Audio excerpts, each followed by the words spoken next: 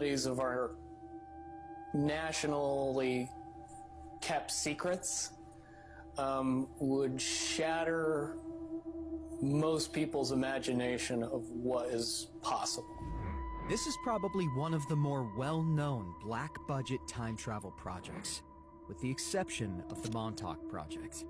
Many whistleblowers have said that the program was not actually shut down, but just classified into deep black. The people that know everything about Looking Glass, that have gotten all the reports and all the information, the elites of the world, probably figured out that that was the end of the game, and nothing could be manipulated beyond that point.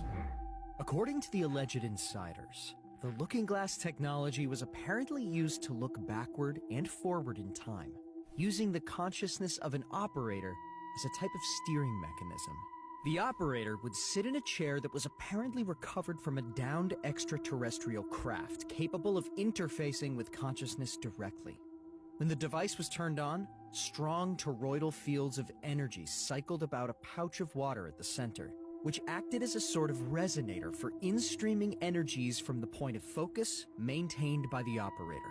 The data was collected and projected onto video monitors at incredible speeds, which later needed to be de-interlaced to reveal discernible images. What's interesting is that the biases of the operator would have a direct effect on the images collected. For example, if one were to look back to the time of Jesus' crucifixion, if the person doing so was an atheist, they may not see anything at all. But if the person was a Christian, they may see the infamous crucifixion event. This is suggestive of a time-space mechanic in the universe, wherein the human mind is able to navigate through time itself. The work of Dewey B. Larson and his reciprocal systems theory provides the basis for this interpretation. Briefly, as described by Larson, the universe is broken up into two physical regions, as defined by motion. Below the speed of light, motion operates in 3 dimensions of space and 1 dimension of time. Above the speed of light, motion operates in 1 dimension of space and 3 dimensions of time.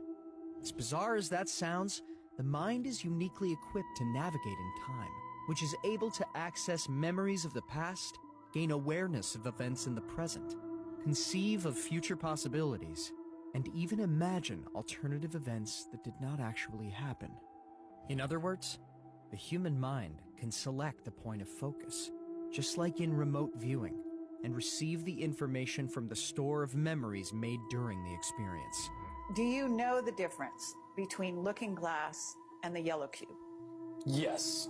Okay. Are you aware of what happened to the yellow cube and how it was used and so on? I believe that the yellow cube still exists. I can't say for certain if it's on this planet, but I would say that it's definitely protected from use at this point. Okay, well that coincides with the testimony we got.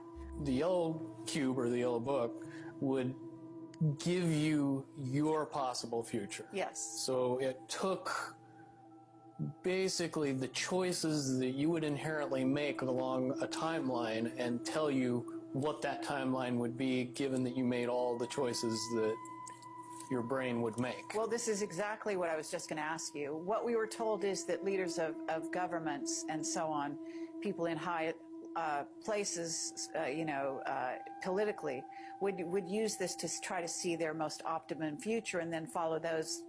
So they were using it to enhance their wealth, et cetera, Yep. in a very egotistical way. And that was part of the problem with it. The Looking Glass device seems to be capable of the same type of process, to access a data stream from any conceivable location in space or time, steered via the consciousness of an operator. According to the testimony of Burish, the technology was provided to the human race during the Sumerian times, when an advanced contingent of future humans went back in time and provided that civilization assistance after a cataclysm known as the Deluge. The Sumerian cylinder seals were encoded with plans to build the Looking Glass device. Earlier versions of the project saw the development of an actual portal that an individual could move through to jump in time. A According to Burish, accounts provided by captured beings known in the program as P-45s, future humans 45,000 years into the future, the Earth was destroyed by massive cataclysms around the year 2012. This is apparently because looking glass devices were actively being used during a major celestial alignment, which overloaded the organic energy grid of the planet. Burish further claims that the device has been dismantled as a result of discovering two probable timelines, one of which is the cataclysm described by the captured being. An attempt was made to look into the future, but no concrete data was able to be received past the infamous date of December 21st, 2012, suggesting that this date is a nexus point in time, whereby either Timeline 1 or Timeline 2 would gain momentum. In the last report, Burish suggested that Timeline 1, the positive timeline, had an over 80% likelihood of coming to fruition. Given that we are nearly a decade beyond the 2012 date, and no major cataclysms have occurred, we are most likely well entrenched within the positive timeline. This is undoubtedly one of the more intriguing topics in Awakening Times, which seems to be well hidden in popular works of fiction.